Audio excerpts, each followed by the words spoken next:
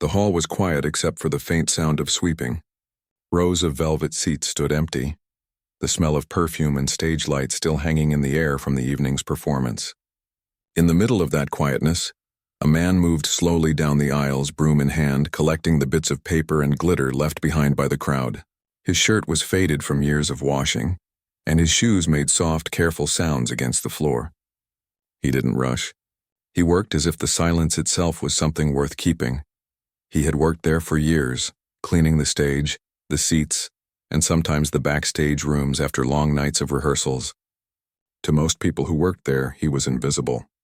They would pass by him without a word, busy with their instruments, costumes, or schedules. Some nodded out of politeness, others didn't even see him. But he never complained. He knew his place and did his job with quiet pride. Every night after the lights went down and the doors were locked, he took one last walk across the stage.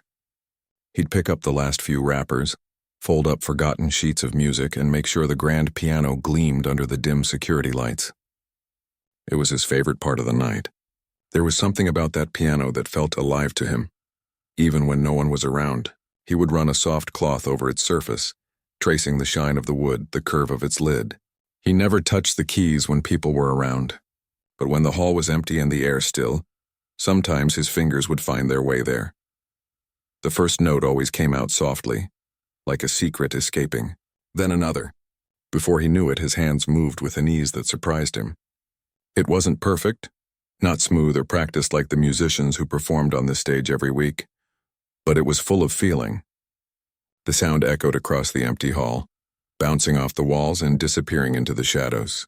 He would stop after a few minutes, half smiling, half sad, and whisper to himself, "Enough for tonight." Then he'd put the cover back over the keys and turn off the lights. No one knew that long before he became a cleaner, music had been a big part of his life. When he was young, he spent hours at an old upright piano in his parents' house. He never had proper lessons, but he had an ear for it. His mother used to stand by the kitchen door listening to him play, humming along. She would say, "You were born for this." He believed her. He dreamed of performing someday, of sitting on a stage like this one with people listening, really listening. But dreams don't always survive when life becomes heavy. When his father fell sick, he had to give up music to work and help his family. One job led to another, and years passed before he even touched a piano again. The world moved on, but that part of him, the part that loved music, never fully disappeared. It just went quiet, like a song waiting for the right moment to start again. Now, working in this concert hall, surrounded by people who lived and breathed music, he sometimes felt that dream flicker inside him again. He listened closely whenever the orchestra rehearsed. He knew their pieces by heart. Every rise and fall, every pause, every whisper of sound. Sometimes when the pianist practiced, he would pause his sweeping just to watch. The pianist's hands danced effortlessly across the keys, making it look so simple. The cleaner's hands twitched slightly, remembering how it once felt to play. He didn't envy them. He admired them. But deep inside, there was always a quiet ache, a small voice that whispered, "You could have been up there too." One night after a big performance, he found a single white rose lying near the stage. The crowd had left hours ago and the performers were already gone. He picked it up carefully and placed it on the edge of the piano. He didn't know why, but it felt right, like leaving a thank you note to the music itself. He sat down on the piano bench, hesitated, then pressed a few keys. The sound filled the empty space, warm and soft. His fingers moved with more confidence this time. He played a tune he had written years ago, one no one had ever heard. It told a story of time passing, of lost moments, of quiet dreams. He didn't need sheet music. His heart knew every note. He played until he forgot about the time, about his job, about the fact that he wasn't supposed to be sitting there at all. For those few minutes, he wasn't the cleaner. He was the man he once wanted to be. When he finished, the sound faded slowly into silence. He sat still for a moment, feeling the weight of it all. Then he smiled softly and whispered, "That's enough." He stood up, turned off the lights, and left the hall glowing faintly behind him. The next morning, when the other staff came in, they found the hall spotless as always. The piano shone, the floors sparkled, and the air felt unusually peaceful. One of the stage workers, a young woman, noticed the white rose on the piano. "Who left that?" she asked. No one knew. She smiled, thinking maybe it was one of the musicians. She didn't know that the man sweeping near the door had placed it there just hours earlier. During the day, he kept to himself, just like always. He worked quietly, listening to others talk about music and concerts. Sometimes he'd hear them complain about little things, the sound system, the lighting, the timing of rehearsals, and he'd smile to himself. To him, the hall was perfect just the way it was. It was the only place that still carried the sound of his dream. At lunch, he sat outside on the steps with his sandwich. He watched the people passing by, students, musicians, workers, all moving quickly, chasing something. He took a slow bite and looked at the big poster hanging by the entrance.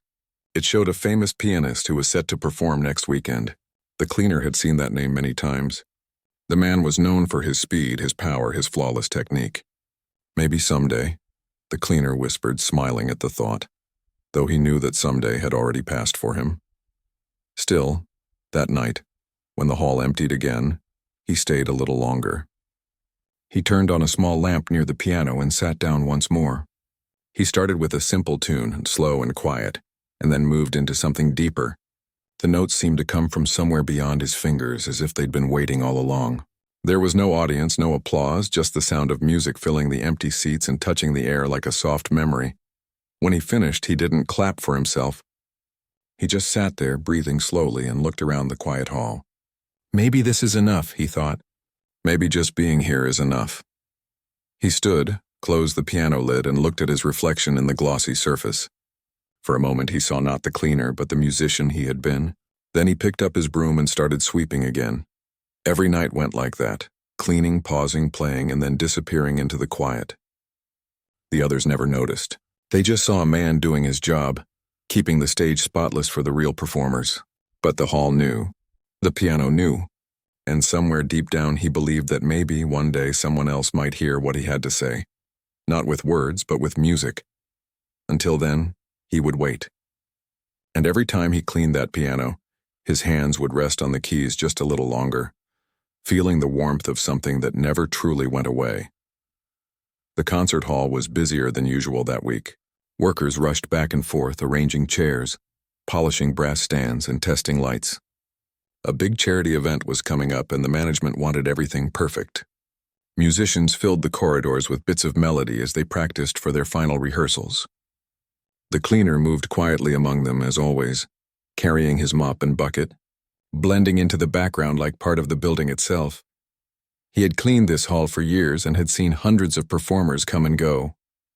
Some were kind, greeting him with a polite smile. Others acted as if he wasn't even there. He didn't mind. He wasn't there to be noticed. Still, whenever someone played the piano on stage, he couldn't help but pause for a moment just to listen.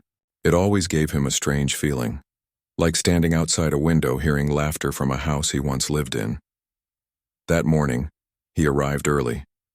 The manager was already pacing back and forth, speaking quickly into his phone. Something was clearly wrong. The cleaner tried not to listen, but the words floated through the hall anyway. The star pianist for the charity concert had called in sick. The man who was supposed to perform the final piece and the heart of the event couldn't come. The manager's face turned pale as he muttered into the phone. "We can't cancel now. The tickets are sold out, the sponsors are coming, the press is coming. Find someone, anyone." The cleaner kept sweeping near the stage, pretending to be focused on the floor. Inside, his heart started to beat faster. He had heard every song the pianist was supposed to play. Every rehearsal, every practice, he had listened quietly from the side of the hall. He knew the notes by heart. He could almost see the sheet music in his mind. But he said nothing. He kept sweeping, head down, as people ran around making phone calls, searching for another performer. By noon, the panic had spread everywhere. The assistant director called 3 different music schools. One teacher said she might know someone, but no one could arrive in time. The event was only hours away. The cleaner listened as he wiped down the stage lights. A part of him wanted to speak up to say, "I can play," but the thought felt too strange, too unbelievable. Why would they trust him, a janitor, to perform in front of hundreds of people? So he stayed silent. When the manager walked past, the cleaner nodded respectfully, like always. The manager didn't even look up, still talking on the phone. The cleaner went back to work, finishing his tasks slowly, trying to ignore the thought that kept pushing into his mind. You could help. You know those songs. You could play them. Later that afternoon, when the hall was finally empty, he found himself standing alone on the stage again. The sunlight poured in through the high windows, touching the piano with a soft golden glow. He looked around carefully. No one was there. The silence felt heavy, almost expectant. He placed his mop aside, hesitated, then walked toward the piano. He lifted the cover and ran his fingers gently across the keys. They felt cool and smooth under his skin. He sat down slowly, as if afraid the bench might vanish. For a long moment, he just sat there, hands resting above the keys, heart pounding. Then he started to play. The sound rose softly at first and uncertain, like a voice that had forgotten how to speak. Then it grew stronger, flowing through the air, filling the empty hall with music. He played the same piece he had heard the star pianist rehearse so many times. But this version felt different. There was no rush, no showmanship. Every note came from somewhere deep inside him, full of feeling, full of truth. The melody rose and fell like a quiet confession. Unbeknownst to him, a young stage assistant had come back to grab her forgotten bag. When she entered, she stopped at the door, frozen. She had never heard anything like it. The cleaner sat there, lost in the music, his eyes half closed, his body swaying slightly with each note. The way he played wasn't just skill, it was emotion, raw and real. She watched for several minutes, afraid to move, afraid to break the spell. When he finished, the last notes lingered in the air before fading into silence. He sighed softly, almost like he was waking up from a dream. He quickly stood up, embarrassed at himself, and started to put the piano cover back. The assistant quietly lifted her phone, where she had accidentally recorded the last minute of his playing. She didn't plan to. She had just wanted to capture what she was hearing. He didn't notice her as she left the hall, holding her phone tightly, eyes wide with disbelief. That evening, word spread quietly among the staff. "Did you know the janitor can play the piano?" Someone whispered near the dressing rooms. "Play? He played like a professional," said another. The assistant showed the short video to a few coworkers. They watched in stunned silence. One of them said softly, "That's not just playing, that's feeling." By the next morning, the video had reached the event coordinator. She showed it to the manager, who frowned at first, then pressed play. As the music began, his expression slowly changed. The hall in the video was empty, the cleaner sitting alone at the piano, his hands moving with calm precision. The sound was pure and filled with something words couldn't describe.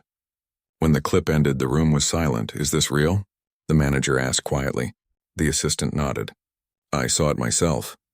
He leaned back in his chair, thinking hard. The concert was that evening, and they still hadn't found a replacement. After a long pause, he said, "Call him. Tell him to come see me." When the cleaner was summoned to the office, he was nervous. He thought maybe he had done something wrong. Maybe he wasn't supposed to touch the piano. He stood in the doorway, hat in hand, eyes down. The manager looked at him for a moment before saying, "You can play." The cleaner froze. He didn't know what to say. "Sir, I was just cleaning," he stammered. "No," the manager said firmly. "You were playing, and we need someone to play tonight." The cleaner's heart raced. "Me? I'm not a performer, sir. I just work here." The manager leaned forward. "You know the pieces, don't you?" The cleaner hesitated, then nodded slowly. "Then play them tonight," the manager said. "For the charity show. You'd be helping us." The cleaner's hands trembled slightly. He had dreamed of this moment once, long ago, but now faced with it, he felt fear more than excitement. "I don't know if I can," he whispered. The manager's voice softened. "You can. I've heard you." That night, as he walked home through the quiet streets, his mind swirled with doubt and wonder. He had never performed for an audience in his life. What if he failed? What if people laughed? But deep down, something else stirred, a faint glowing warmth that he hadn't felt in years. It was hope. He spent the night practicing in his small apartment, using an old keyboard that barely worked. The keys were uneven, some sticking, some silent, but he didn't care. He played until midnight, lost in the sound. With every note, he remembered why he loved music in the first place. It wasn't about fame or applause. It was about feeling alive. When he finally stopped, he sat in silence for a long time. Then he smiled softly to himself and said, "Maybe it's time." The next day, he arrived at the concert hall earlier than anyone else. The piano waited on the stage, shining under the morning light. He touched it gently as if greeting an old friend. Tonight he would play, not as the cleaner, but as the man who never stopped loving music no matter how life changed. He took a deep breath and whispered to the empty hall, "Let's see if they'll listen." The morning of the concert came with a soft drizzle. The streets outside the concert hall glistened under gray skies as people hurried about, carrying umbrellas and coffee cups. Inside, the mood was tense but hopeful. The manager walked back and forth, giving quick instructions to the staff. The performers were arriving one by one, tuning their instruments, checking their wardrobes, adjusting the lights. The cleaner, who was no longer just the cleaner that day, stood quietly near the back of the hall. He wore a plain black suit that one of the technicians had lent him. It was slightly big at the shoulders, but it didn't matter. What mattered was that tonight, for the first time in his life, he would not just sweep this stage and he would play on it. All morning he tried to keep his hands still, but they trembled every few minutes. He was afraid, not of the piano, but of the people who would be watching. He had spent his life avoiding attention. He had become used to being invisible. Now suddenly everyone was looking at him. Some of the crew members smiled as they passed him. "You'll do great," one said kindly. But others looked doubtful. One of the violinists whispered to another, "Isn't that the janitor?" The other shrugged, half smiling. "That's what I heard." "Let's hope he can actually play." He heard them, but he didn't respond. He just nodded politely and went back to looking at the piano, sitting quietly in the center of the stage. It seemed to call to him, as if it knew this moment had been waiting for years. Later that afternoon, the event organizers gathered around for a short meeting. The assistant who had recorded his secret performance stood nearby, nervous but proud. She had fought for him, insisting that he should have this chance. Some of the organizers were unsure. "What if it goes wrong?" one of them said. "We can't risk the whole show on someone who's never performed before." But the manager shook his head. "I've seen the video. You all have. We need heart tonight, not perfection." That settled it. The plan was to keep his performance a surprise. He would go on after the main acts, not announced as a famous musician, but simply as a man with a story worth hearing. The assistant smiled softly. "That's all he needs," she said. As the hours passed, the hall slowly filled with life. The audience began to arrive. Men and women in formal clothes, chatting, laughing, unaware of the secret the night held. The air buzzed with excitement. Backstage, the cleaner sat on a wooden chair, breathing slowly, trying to calm his racing thoughts. He looked at his hands. They were strong but worn, the hands of someone who had worked his whole life. He smiled faintly and whispered to himself, "You've held a broom for years. Tonight, hold the keys." One of the stagehands came by with a cup of water. "You okay?" he asked kindly. The cleaner nodded. "Just nervous." The man grinned. "That's good. It means you care." The show began. From behind the curtain he could hear the sound of violins, applause, laughter, and voices. Performer after performer went on stage. Singers, dancers, musicians, all polished and practiced. He listened to every sound, feeling the pulse of the night. His turn was coming closer. When his name was finally called, it wasn't his real name that was spoken. Just a short announcement from the host. "Tonight, we have a special performance. Sometimes talent is found in the most unexpected places. Please welcome a man who works behind the scenes right here in this very hall." The crowd clapped politely, curious. Some looked at each other, wondering what this was about. When he stepped onto the stage, the lights felt blinding. For a moment, he couldn't see the audience, only a sea of brightness and shadow. He walked slowly toward the piano. His shoes made a soft sound on the wooden floor. He sat down, took a deep breath, and let his fingers rest gently on the keys. For a heartbeat, everything went silent, even the murmurs in the crowd. Then he began to play. The first notes came out calm and steady. The melody rose gently, like sunlight breaking through clouds. The sound filled the hall, deep, emotional, pure. Each key he touched carried a memory. Each pause held a breath of his life's story. He didn't think about the people watching. He didn't think about being perfect. He just played. The audience grew quiet. People leaned forward, listening closely. There was something different about the way he played. It wasn't flashy or fast. It was simple, honest, full of soul. Every note felt like it came from a place of truth, from pain, from love, from years of silence. Halfway through the piece, Someone in the audience wiped their eyes. Another person clasped their hands tightly as if trying to hold on to the feeling that filled the room. The cleaner, the man who had spent years sweeping this very stage, was now commanding it without a single word. He thought of his mother, who used to hum while he played as a boy. He thought of his father, who had worked until his hands shook, telling him, "Do what you love, even if no one sees it." And he thought of all those nights he had played alone after cleaning, when only the walls had listened. Now finally people were hearing his song. When the last note faded, there was a long, heavy silence. He sat still, his hands resting on the keys, afraid to look up. Then suddenly someone stood up and started clapping. Another followed, and then another. Within seconds, the entire hall was on its feet. The applause filled the air like thunder. He looked up, eyes wide, stunned. For a moment, he didn't know what to do. He slowly stood, bowing his head slightly. The lights made his face glow softly, and in that moment, he looked both humble and timeless. The manager, standing near the side of the stage, had tears in his eyes. The assistant, who had believed in him, was crying too, her hands pressed to her mouth. The audience kept clapping louder and louder, until the sound seemed to shake the walls. Some shouted words like "Bravo" and "Beautiful." Others simply stood in silence, smiling through tears. He stepped back from the piano, almost dazed. He hadn't expected any of this. He had only wanted to play once, just to feel alive again. But what he gave that night was something deeper. It wasn't just music. It was honesty, poured out through every note.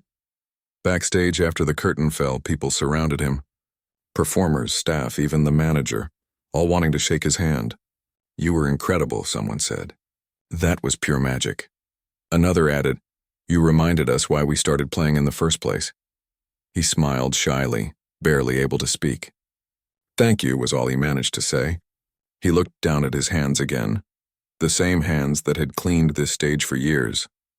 Tonight they had told his story better than words ever could. When the hall finally emptied, he stayed behind for a while. The lights were dim, the seats empty again. He sat down one more time at the piano, pressing a single soft note. It echoed gently, fading into the quiet. He whispered to himself, "That one was for me." Then he stood up, smiled faintly, and began his old routine, picking up programs, closing doors, straightening chairs. Only now the hall felt different. The air carried something warm, something new. For the first time in many years, he didn't feel invisible. He didn't know what tomorrow would bring, whether anyone would remember his name or his song. But it didn't matter. Tonight they had listened. Tonight his music had spoken for him. And as he turned off the lights and walked out into the cool night air, he carried that moment with him, a memory brighter than any spotlight, a truth that would never fade. The night of the big performance had finally arrived. The city streets were alive with lights reflecting off the wet pavement from an earlier drizzle. People were moving quickly, chatting excitedly, carrying programs, dressed in elegant clothes. The cleaner, who was no longer just a cleaner tonight, arrived early, feeling the familiar mix of nerves and wonder.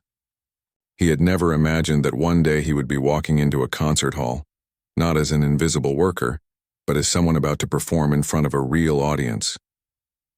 Backstage, the air buzzed with energy. Performers adjusted their instruments, rehearsed a few final notes, and whispered to each other about the crowd. He stood quietly in the corner, suit pressed neatly by the stage crew, hands folded in front of him.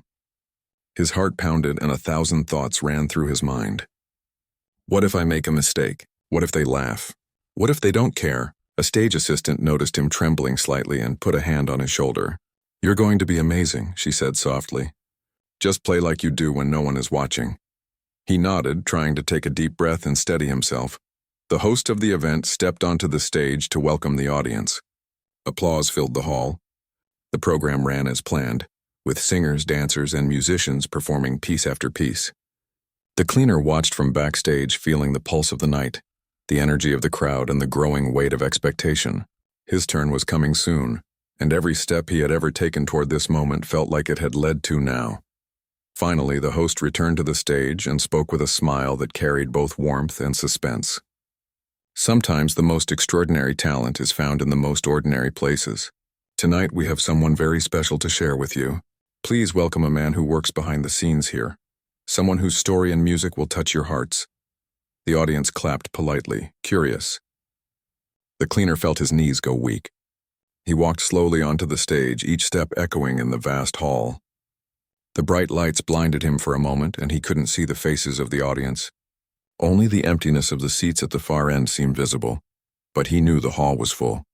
He sat at the grand piano, his hands hovering over the keys, and closed his eyes for a brief second. Then he began to play. The first notes were soft, cautious, almost like whispers. The melody grew gently, filling the air with a warmth that seemed to settle over every person in the audience. He played slowly at first, letting the music breathe, letting it speak for him. Every note carried a piece of his life. Years of quiet dreams, nights spent alone with the piano, the endless hours of work that had never been noticed. The audience grew silent, leaning forward, drawn in by the unexpected depth of the performance. Some held their breath. Others closed their eyes, letting the sound wash over them. The cleaner didn't think about the crowd. He didn't think about impressing anyone. He only thought about the music, about the story he had lived silently for years, finally pouring out through his fingers. Halfway through the piece, his hands moved with a freedom he hadn't felt in decades. Memories rose with every chord. The small apartment where he first learned to play, the afternoons spent with his mother humming along, the nights when he had played alone after cleaning this very stage. All of it was there, flowing through the piano, raw and unpolished, but deeply real. Somewhere in the middle of the hall, a woman dabbed at her eyes with a handkerchief. An older man sitting nearby pressed his hands together tightly and whispered under his breath. Children stared wide-eyed, sensing the weight and emotion in the sound even if they didn't understand it fully. The music wasn't just notes anymore. It was memory, longing, joy, sorrow, all wrapped into one invisible thread that stretched across the room. He paused briefly, letting the notes linger in the air. The silence was heavy, almost sacred. Then he continued, bringing the piece to a gentle, tender close. The final chord held for a moment before fading into the quiet. He sat still, hands resting lightly on the keys, breathing slowly, afraid to move. For a heartbeat, there was nothing. Then the applause began, hesitant at first, polite, and then louder, stronger, unstoppable. People rose to their feet, clapping, cheering, calling out words of praise. Some cried openly, wiping tears from their faces. Others smiled through their tears, as if they had been reminded of something they had almost forgotten. The cleaner blinked, stunned by the reaction. He had never imagined that anyone could feel so deeply about his music. He stood slowly, bowing his head slightly, still overwhelmed by the intensity of the moment.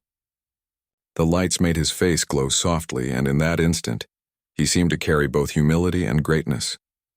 Backstage, the manager watched with tears in his eyes. The assistant who had secretly recorded him weeks ago smiled, her hands pressed to her mouth in disbelief and joy.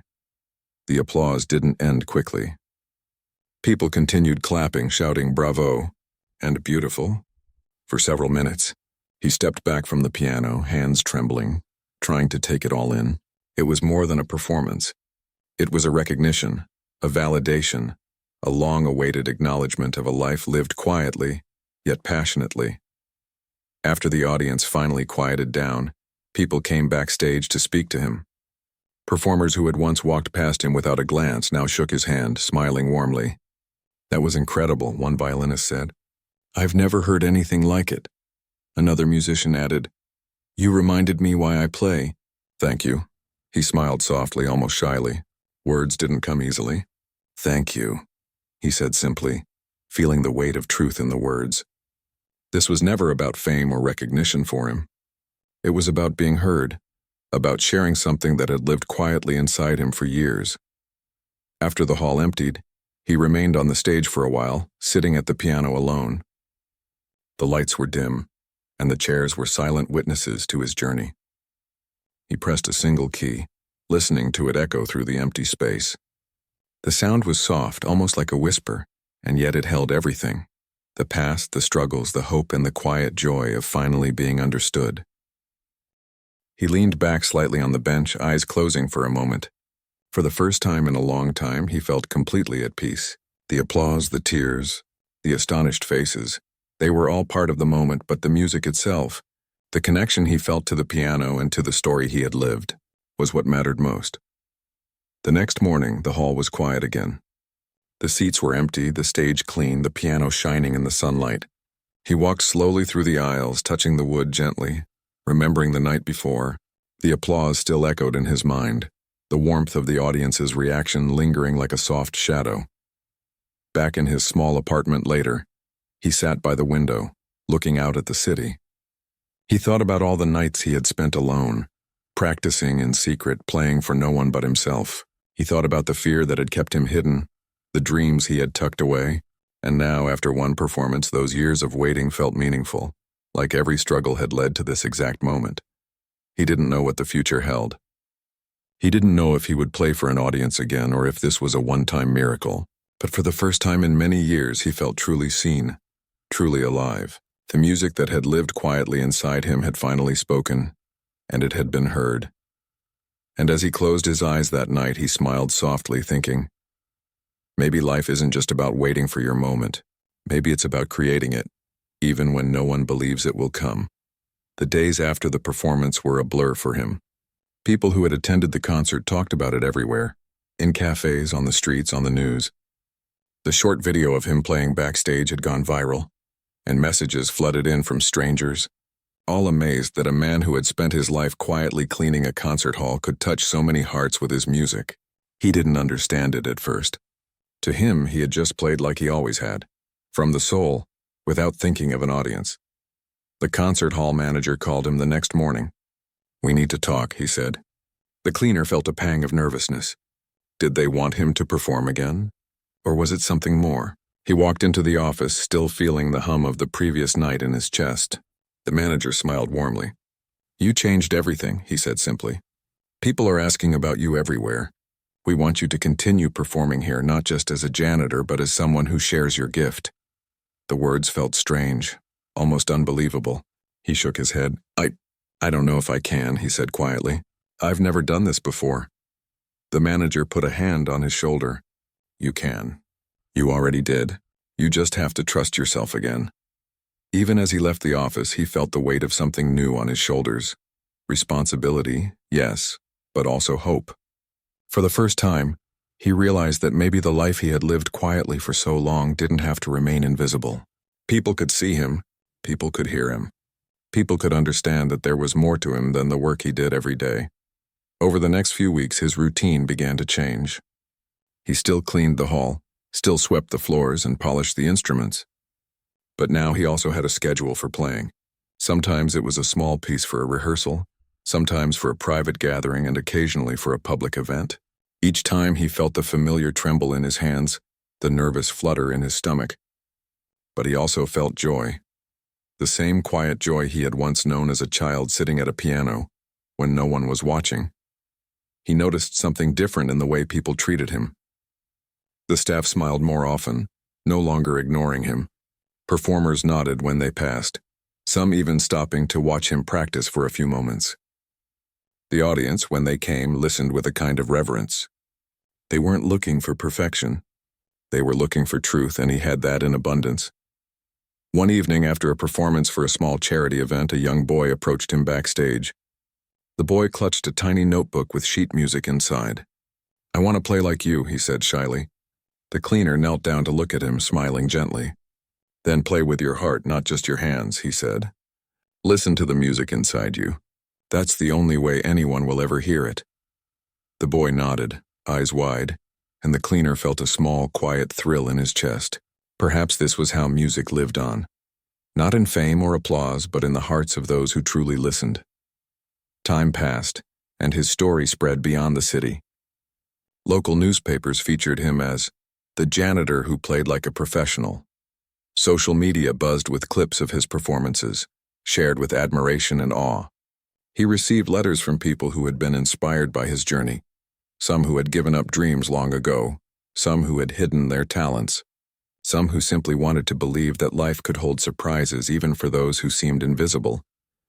Despite all of this, he remained humble. Fame had never been his goal, and it never became so. He continued to sweep the floors, to polish the pianos, to check the lights.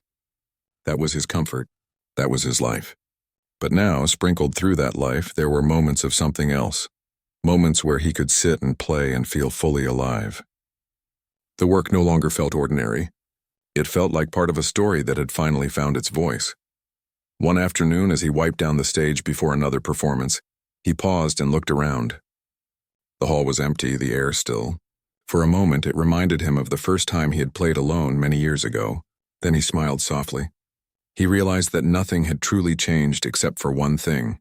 People were now listening. And that made all the difference. At a small recital a few months later, the hall was filled with children from a local music school.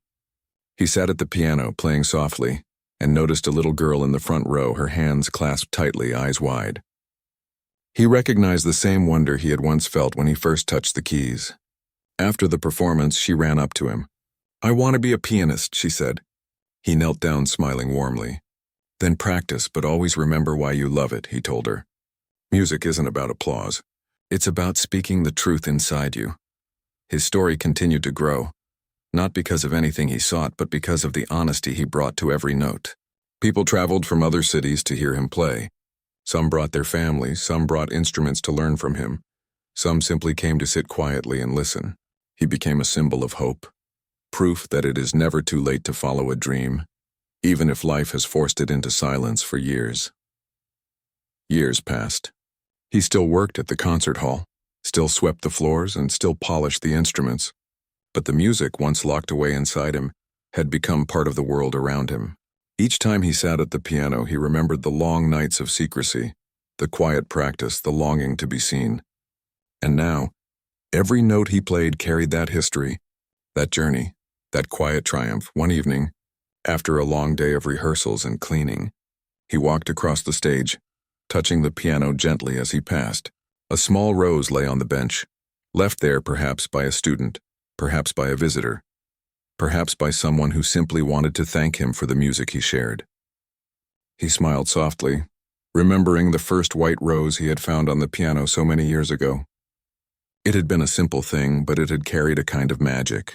Tonight the same magic lingered, grown brighter with time and care. He sat down and played a soft tune, not for an audience, not for anyone watching, but for himself. The sound filled the empty hall, wrapping around him like a warm embrace. He thought of every person he had met, every child inspired, every audience member moved to tears. And he felt a quiet pride, the kind that doesn't need words. Life had not been easy for him. There had been years of invisibility, of struggle, of quiet longing. But now he understood something important. The moments when you follow your heart, even in secret, are never wasted. They grow in strength, and when the time comes, they can touch more lives than you ever imagined. He closed his eyes and let the music fade into silence. The applause of last night, the faces of children, the grateful smiles of strangers, all of it lingered softly in his mind. For a man who had once been invisible, who had spent decades quietly cleaning a stage, he had finally been heard. He had finally mattered in the way that mattered most. And as he stood, stretching his tired arms and walking to the side of the stage, he whispered to himself a soft, happy truth. It's never too late to be seen. It's never too late to play.